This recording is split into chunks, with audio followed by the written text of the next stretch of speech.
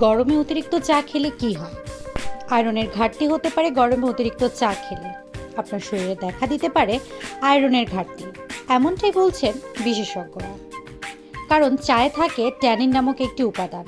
এই উপাদান শরীরে বেশি প্রবেশ করলে আয়রন শোষণ করা কঠিন হয়ে যায়।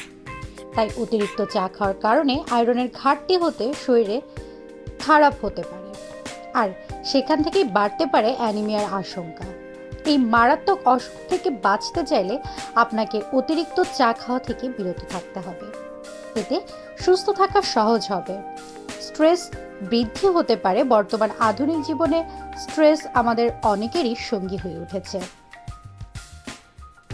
আর এই গরমে যদি অতিরিক্ত চা খেতে থাকেন তাহলে স্ট্রেস আরও বাড়তে পারে। সেই সঙ্গে দেখা দিতে পারে দুশ্চিন্তা আর উৎকণ্ঠা। কারণ চায়ে থাকা ক্যাফেইন শরীরে অতিরিক্ত প্রবেশ করলে মানসিক অস্বস্তিতা বেড়ে যায়। সেখান থেকে দেখা দেয় এসব সমস্যা। তাই গরমে সময় চা পানের পরিমাণ কমিয়ে দিন। তাতে এ ধরনের সমস্যা এড়ানো অনেকটাই সহজ হয়ে যাবে। এতক্ষণ বার্তা বৈঠকের সাথে থাকার জন্য ধন্যবাদ। নতুন নতুন তথ্য সংবাদ পেতে বার্তা বৈঠকের ইউটিউব চ্যানেল ও ফেসবুক পেজের সাথেই থাকুন।